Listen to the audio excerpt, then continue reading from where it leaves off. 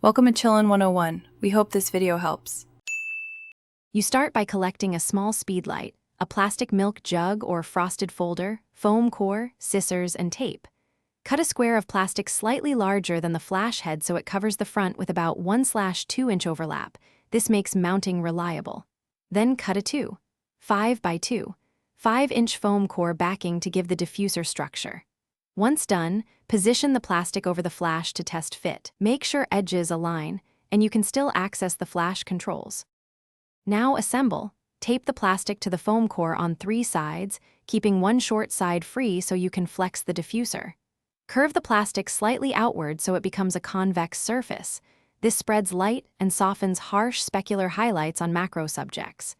Make sure the tape is snug but not wrinkling the plastic, because wrinkles create uneven diffusion.